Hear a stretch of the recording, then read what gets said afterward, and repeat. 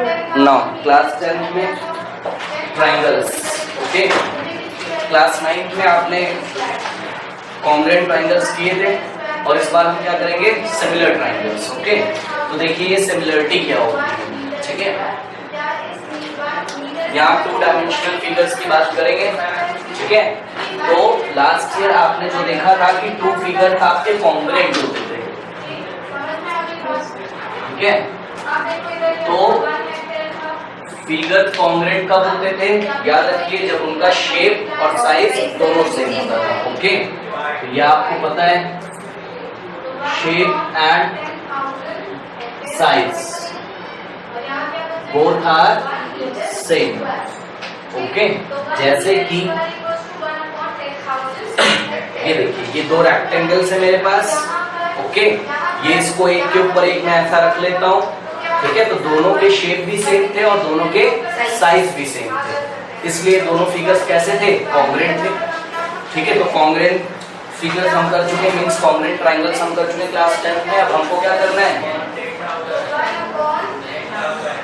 Similar figures करने हैं। तो देखिए जरा, सिमिलर फिगर्स में क्या होता है, आपका शेप तो क्या होता है, सेम, बट जो आपका साइज होगा वो सेम हो भी सकता है और नहीं भी सेम हो सकता है, ओके। तो साइज में भी सेम और में नॉट बी सेम, ठीक है। देखिए जरा ध्यान से यहाँ पर, ये देखिए, मान लीजिए मेरे पास ये एक लाइन सेगमेंट है, ओके। ध्यान से देखें, ए बी 10 सेंटीमीटर का, ओके। और यहाँ पर एक और मेरे पास लाइन सेगमेंट है सी डी, ये ए डी है और ये क्या है, सी डी, ये भी क्या है, 10 सेंटीमीटर। दोनों का देखिए जरा, एक तो शेप सेम है, शेप मतलब समझ रहे, उसकी बनावट, ठीक है। शेप दोनों का सेम है और साइज सेम है। साइज को आप किससे मेजर करेंगे, उसके लेंथ से, ठीक है। तो लेंथ आप मेजर करिए, ये भी 10 है, ये भी। अगर मैं ऐसा एडी को उठा के सीडी पे रख दूं तो एडी सीडी को कवर कर लेगा, तो हम क्या बोलेंगे, एडी जो है वो सीडी के कॉन्ग्रुएंट है, ओके। और एडी सीडी के सिमिलर भी, क्योंकि सिमिलरिटी की डेफिनेशन क्या है कि शेप बस सेम होना चाहिए, साइज सेम हो या ना हो। लेकिन कॉन्ग्रुएंट होने के लिए क्या मस्ट है, शेप भी सेम होना चाहिए और साइज भी, ठीक है। देखिए अगला मैंने लिया, मान लीजिए मेरे पास ये एक लाइन सेगमेंट है एडी, ओके। ये 10 सेंटीमीटर का है और ये एक लाइन सेगमेंट है एम एन, ये 5 सेंटीमीटर का है, ओके। तो आप क्या देख रहे हैं, दोनों की बनावट कैसी है, शेप कैसा है, सेम, दोनों ही लाइन सेगमेंट है। तो दोनों की शेप सेम है लेकिन दोनों के साइज सेम नहीं है। ये वाला 5 सेंटीमीटर है, ये 10, तो साइज मतलब उसका जो लेंथ का मैग्नीट्यूड है वो सेम नहीं है, इसलिए आप क्या बोलेंगे, ये दोनों कैसे बताइए, सिमिलर, ठीक है। बिकॉज ओनली क्या इसमें सेम है, आपका शेप, इसलिए ये दोनों क्या हो गया आपके सिमिलर। लेकिन ये कॉन्ग्रुएंट नहीं है। कॉन्ग्रुएंट सेम होने के लिए क्या होना चाहिए, तो आंसर है साइज भी सेम होना चाहिए। साइज से यहाँ पर मेरा मतलब है कि उसकी लेंथ, उसका एरिया या उसका वॉल्यूम अगर सेम होगा, ओके। और मैं आपको दिखा सकता हूँ, देखिए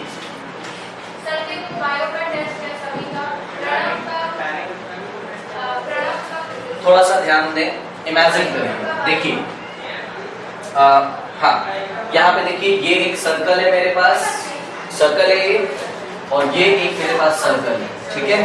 बताइए दोनों पे क्या सेम है, शेप सेम है, दोनों का साइज सेम नहीं। देखिए साइज में ना आप 3 चीजों की बात करेंगे, साइज में किसका, या तो 1 डायमेंशनल की बात करेंगे, मतलब 1 डायमेंशनल में क्या, उसकी लेंथ, ठीक है। या तो आप 2 डायमेंशनल मतलब एरिया की बात करेंगे, और या तो आप 3 डायमेंशनल यानी कि आप वॉल्यूम की बात करेंगे, ओके।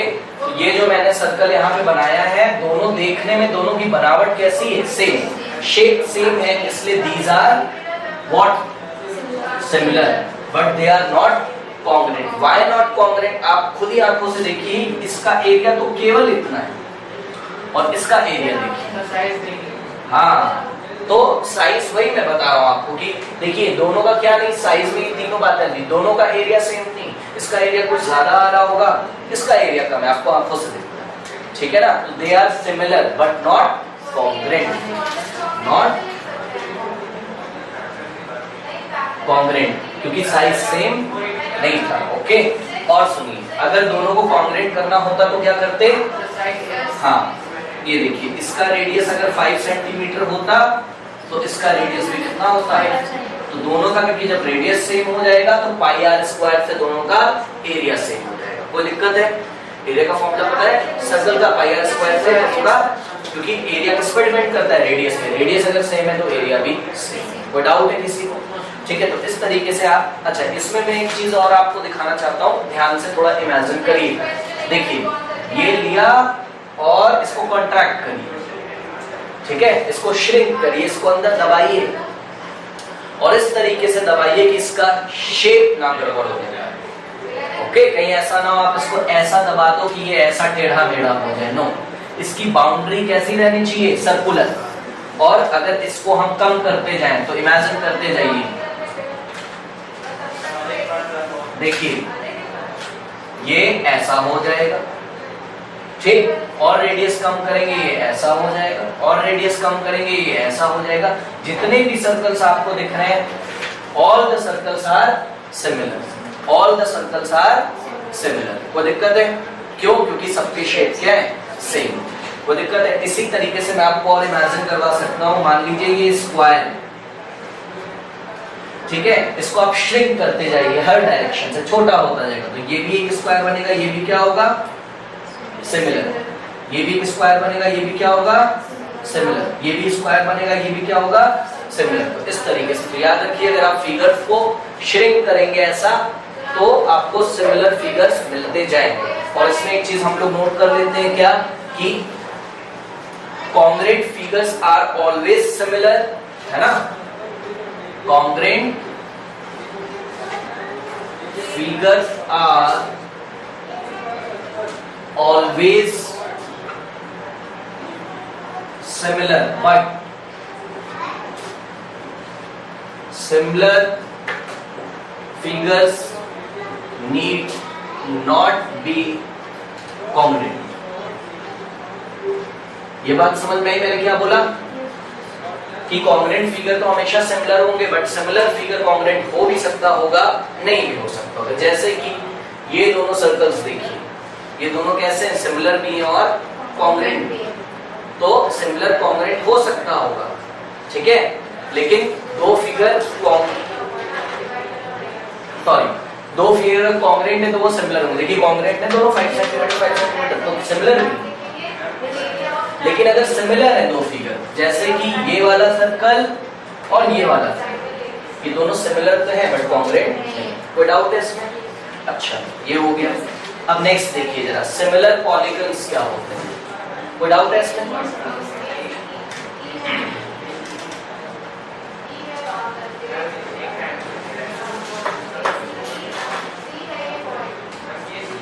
हाँ,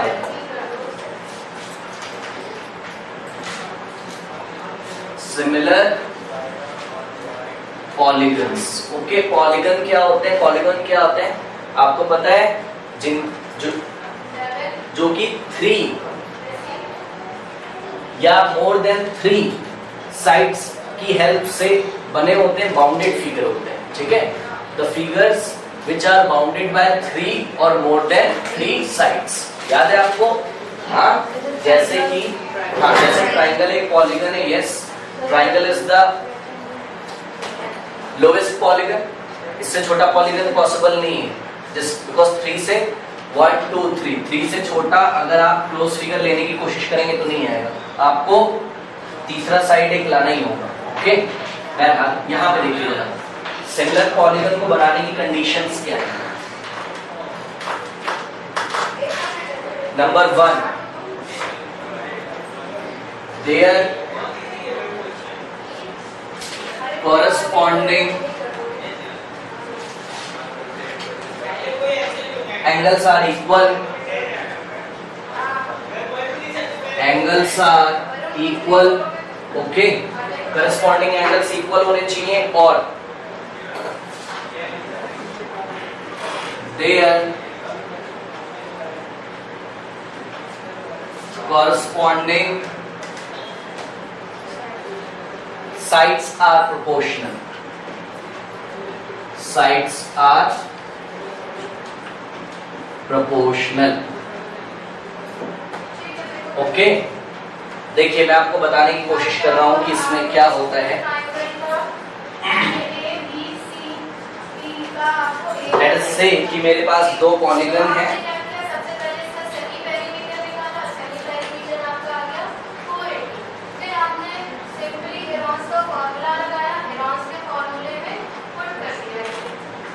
ए B C D E, okay.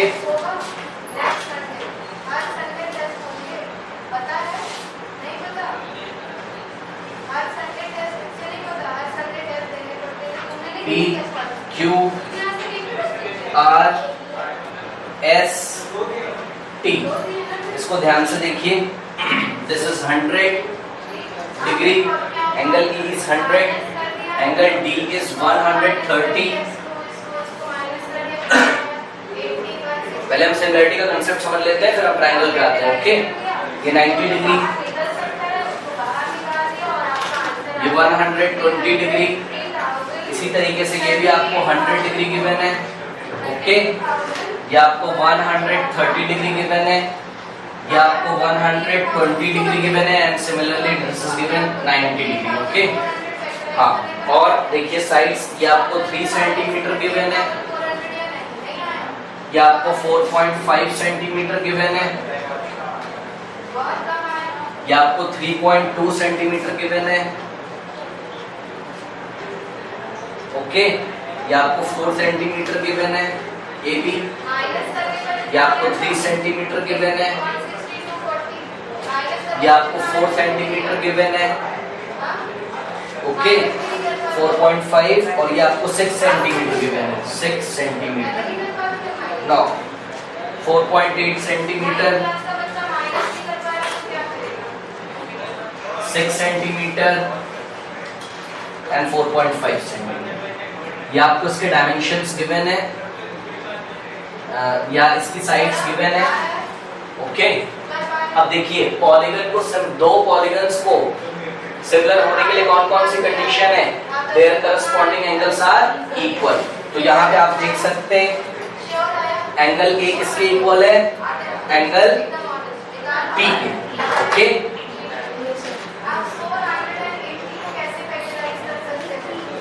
ध्यान रखिए एंगल ए किसके इक्वल होगा? एंगल टी के। ये कुछ भी दिया होगा यहाँ पर तो वो उसके इक्वल है, ये बोला जा रहा है ऐसा क्वेश्चन। तो आप कंडीशन देखिए, कॉरस्पॉन्डिंग एंगल ए किसके इक्वल है? ई के।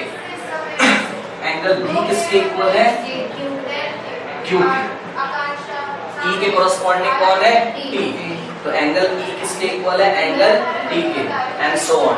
पहला, लेकिन याद रखिए पॉलीगन्स में केवल एक कंडीशन सेटिस्फाई होने पर ही दोनों पॉलीगन सिमिलर नहीं होते, दूसरी कंडीशन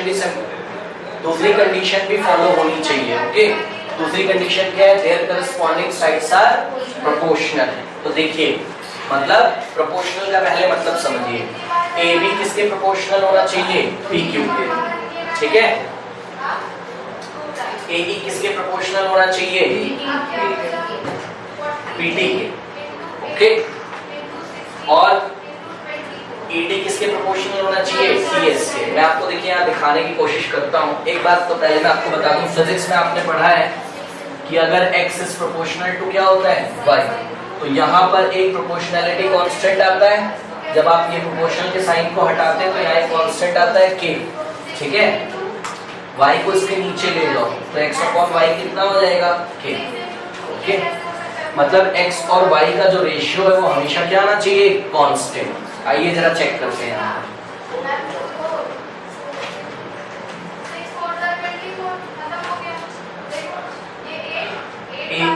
AB अपॉन PQ कितना आ रहा है निकालिए। AB कितना है 4, 2 2 2 3, ओके। तो AB अपॉन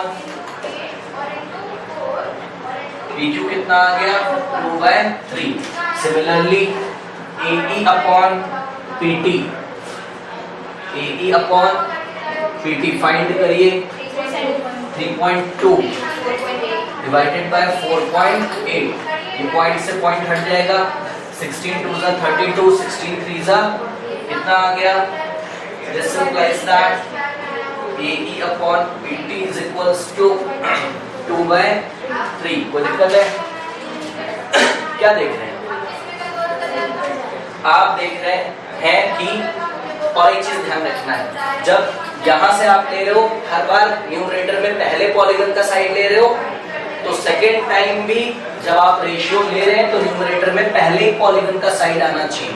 बात समझ रहे हैं? जैसे कि आपने यहाँ पर किया AB upon PQ, AB upon PQ, तो ऐसा नहीं कि दूसरे में आप ऐसा कर देंगे AE अपॉन PT करना है, PT अपॉन AE नहीं करना है। जिस पॉलीगन का पहले ले रहे हो उसी पॉलीगन का पहले लोगे, ओके। तो मैं आपको यहाँ ये दिखाना चाहता था कि AB अपॉन PQ का रेशियो कैसा आ रहा है 2/3। तो इसका मतलब क्या है कि AB किसके प्रोपोर्शनेट है PQ। क्यों?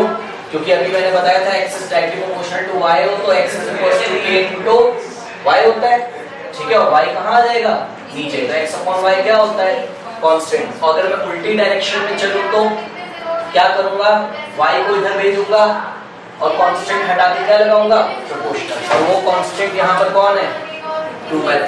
तो आप क्या देख रहे हैं कि दोनों पॉलीगन का जो कॉरेस्पॉन्डिंग साइड्स है उनका रेशियो हर बार कैसा आ रहा है सेम। फिर से दोनों पॉलीगन का जो कॉरेस्पॉन्डिंग साइड है, कॉरेस्पॉन्डिंग साइड मतलब समझ रहे हैं है ना। जैसे कि मुझे बताइए DC के कॉरेस्पॉन्डिंग कौन है SR। अच्छा एक चीज ध्यान रखिए, अभी तो देखने में बड़ा आसान लग रहा है आपको ये फिगर, कॉरेस्पॉन्डिंग साइड आप पहचान ले रहे हैं, लेकिन हमको ट्रायंगल करना है, उसमें पहचानने के तरीके होते हैं, वो मैं आपको बताऊं। बहरहाल थोड़ा सा बेसिक अपना मजबूत करते हैं। तो अभी हमको जो समझ में आ रहा है उसको समझते हैं। DC अपॉन SR, तो DC अपॉन SR कितना हो जाएगा बताइए 4 अपॉन, हाँ कितना हो गया अगेन 2/3।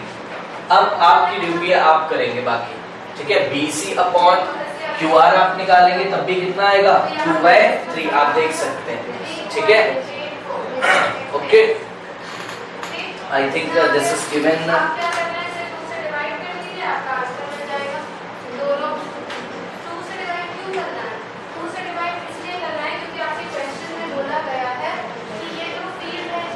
यस 2/3 आएगा, पॉइंट आप हटाएंगे तो जुड़ेंगे, कोई बात नहीं। तो ये आपको समझ में आता है। अब एक चीज ध्यान दें जरा, देखिए दो पॉलीगन में सबसे छोटा पॉलीगन कौन होता है ट्रायंगल, याद है आपको। ऐसा पॉलीगन का नाम बताइए जिसमें सबसे कम साइड्स होते हैं, तो आंसर है ऐसे पॉलीगन का नाम क्या है ट्रायंगल, वही हमारे सिलेबस में। लेकिन आप अगर ध्यान दें तो पॉलीगन की कंडीशन क्या थी, करस्पॉन्डिंग एंगल भी इक्वल होना चाहिए और साइड प्रोपोर्शनेट होनी चाहिए। साइड प्रोपोर्शनेट होने का मतलब दूसरे शब्दों में बोले तो करस्पॉन्डिंग साइड्स का जो रेशियो होता है ना वो हमेशा कांस्टेंट होना चाहिए। क्या होना चाहिए? तो क्या मैं फाइनली ऐसा नहीं लिख सकता हूँ, देखिए कि AB upon PQ is equals to BC upon QR is equals to CD upon RS is equals to DE upon ST is equals to EA upon TP। लिख सकता हूँ कि नहीं लिख सकता हूँ? हाँ, क्यों लिख सकता हूँ? क्योंकि सभी रेशियो एक क्वांटिटी के इक्वल आ रहे हैं and that quantity is equals to 2/3। कोई दिक्कत है? लेकिन ना आप अगर पॉलीगन के अंदर एक स्पेशल पॉलीगन पढ़ेंगे जिसका नाम क्या है ट्रायंगल, तो ट्रायंगल की सिमिलरिटी बताने के लिए जरूरी नहीं है कि आप करस्पॉन्डिंग एंगल भी इक्वल बताएं और करस्पॉन्डिंग साइड्स भी इक्वल बताएं। आप फिर से याद रखिए ट्रायंगल की सिमिलरिटी बताते टाइम आप ना दोनों में से एक ही कंडीशन अगर फॉलो कर देंगे तो टिक हो जाएगा। ओके, ये चीज अभी हम लोग प्रूव करके देखेंगे। तो बताइए ट्रायंगल के केस में क्या इंपॉर्टेंट है कि या तो करस्पॉन्डिंग एंगल इक्वल दिखा दो या तो करस्पॉन्डिंग साइड्स को प्रोपोर्शनेट कर दो, मतलब कि करस्पॉन्डिंग साइड्स का जो रेशियो होगा वो कैसा आना चाहिए, कांस्टेंट, मतलब सेम आना चाहिए। समझ में आता है। लेकिन अगर कोई पॉलीगन की बात करें, मतलब ट्राइंगल से हायर ऑर्डर के पॉलीगन की बात करें, जैसे कि क्वाड्रिलेटरल, क्वाड्रिलेटरल में कितने साइड्स होते हैं, 4।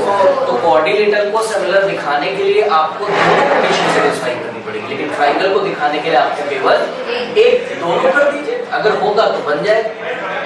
एक्चुअल में ट्राइंगल में क्या होता है कि जब आप करस्पॉन्डिंग साइड्स इक्वल कर देंगे, सॉरी करस्पॉन्डिंग एंगल्स इक्वल कर देंगे ना, तो ऑटोमेटिकली करस्पॉन्डिंग साइड्स का रेशियो क्या होता है, सेम। दूसरा, इसी को पलट के बोलिए कि अगर ट्राइंगल में करस्पॉन्डिंग साइड्स का रेशियो सेम होता होगा तो पक्का करस्पॉन्डिंग एंगल क्या होते होंगे, इक्वल। इसको आपको ध्यान रखना है। ओके, कोई इसमें डाउट है, नोट करना चाहते हो कुछ? हाँ, नोट करिए। इधर देखिए, सबसे पहले तो आप ये याद रखिए कि what are equiangular triangles. Equiangular दो शब्दों से मिलकर बना है, इक्वी प्लस एंगुलर, मतलब जिसके एंगल इक्वल होते होंगे वो इक्वी एंगुलर ट्राइंगल होते होंगे। ओके, तो याद रखिए, if corresponding angles are equal then triangles are known as equiangular triangle. जैसे कि मान लीजिए मेरे पास दो ट्राइंगल है, देखिए A B C, okay, and D E F. Okay, now देखिए, अगर मैं आपको बोल रहा हूं ये दोनों ट्राइंगल कैसे सिमिलर है, तो या तो ये हो जाए और या तो ये, दोनों होना ट्राइंगल के लिए जरूरी नहीं है। मतलब एक्चुअल में क्या होता है कि अगर आप करस्पॉन्डिंग एंगल इक्वल दिखा ले जाएंगे ना, या अगर करस्पॉन्डिंग एंगल इक्वल होंगे तो पक्का करस्पॉन्डिंग साइड क्या होगी, प्रोपोर्शनल। या अगर करस्पॉन्डिंग साइड प्रोपोर्शनल होंगी तो करस्पॉन्डिंग एंगल कैसे होंगे, ये ट्राइंगल के लिए आप समझ लीजिए। तो इसका मतलब है एंगल ए के करस्पॉन्डिंग कौन, एंगल डी, एंगल बी के करस्पॉन्डिंग कौन, एंगल ई, और एंगल सी के करस्पॉन्डिंग कौन, एंगल एफ। और साइड प्रोपोर्शनेट का मतलब क्या होगा, A B is proportionate to D E. बात फिर से समझिए, A B is proportionate to, अगर डी ई होगा तो इसका मतलब है A B is equal to any constant के इनटू डी ई। तो A B upon constant. Similarly, we can say that BC is proportional to, बोलिए, BC is proportional to EF, तो we can say that BC is equals to constant K into EF. So this implies that कि BC upon EF is equals to K. This is equation number 2. So from 1 and 2 we see that AB upon D is K. Also BC upon EF is K. ये K कोई number होगा, वो तो आपको तब पता चलेगा जब स्केल्स को मेजर करेंगे, और स्केल्स को मेजर करके जब डिवाइड लगाएंगे तब तो आएगा रेशियो। ठीक है, तो similarly we can say that AC upon DF is also, या AC is proportionate to, this implies that AC is equals to constant K into DF. So this implies that AC upon is equals to K. This is third. From 1, 2 and 3 we can see that all the ratios are equals to constant K. Okay. तो LHS सबके क्या होंगे, equal. तो we can say that. तो from equation number 1, 2 and 3 we can see that AB upon DE, AB upon DE is equals to BC upon EF is equals to, क्यों, क्योंकि ये सब ही किसी नंबर लेटर से 2/3 या कुछ भी होगा कि इक्वल होंगे। ओके, कोई डाउट है इसमें? और इसमें इंपॉर्टेंट चीज अगर आप देखें तो हमने क्या किया है, अगर आप न्यूमरेटर में पहले वाले ट्राइंगल का साइड रखते हैं तो डिनोमिनेटर में दूसरे वाले का। ऐसा नहीं कि पहले तो किया AB अपॉन DE फिर कर दिया EF upon BC। No, BC upon, अगर न्यूमरेटर में पहले वाले ट्राइंगल की क्वांटिटीज साइड्स की चल रही है तो वैसे ही चलेंगे न्यूमरेटर में पहले वाले ट्राइंगल। इसमें कोई डाउट है किसी को? अब एक्टिविटी 1 देखिए जरा,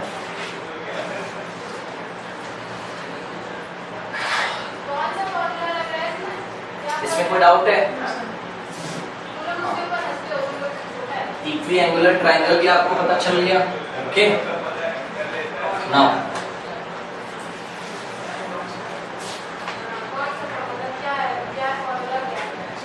देखिए,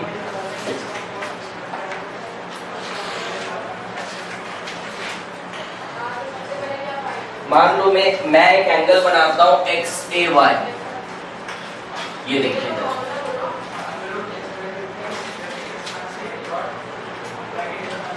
XAY, ओके। और मैंने यहां पर कुछ पॉइंट बनाए P1, और इसको बड़ा कर लेते हैं थोड़ा सा, ये P2, ओके, ये हो गया P3, ओके। और इस तरीके से आप अगर बनाते हैं, इसका भी नाम रख दो, कुछ D रख दो, ठीक है, और इसका नाम B। एक स्पेशलिटी है यहाँ पे, ध्यान दें, जो भी गैप मैंने छोड़े ना, मतलब AP1 का जो लेंथ होगा वो P1 P2 के, समझ रहे हो? इस सेगमेंट को पढ़ने का स्टाइल क्या है? AP1। इसको पढ़ने का स्टाइल क्या है? P1 P2। ये क्या है? P2D। तो सब आपस में क्या है? इस तरीके से मैंने बनाया है। DP3 is equals to P3B, और सारे क्या है? Let us say 1 unit. कोई दिक्कत है? अब सुनिए क्या करते हैं इसमें।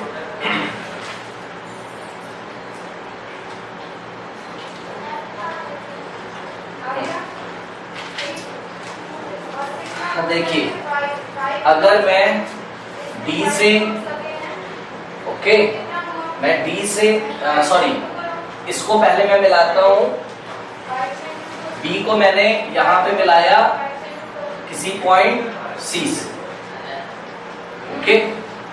अब मैं पॉइंट D से एक पैरेलल लाइन ड्रॉ करता हूं, लेट अस से DE, ठीक है, DE पैरेलल BC। क्या किया हमने?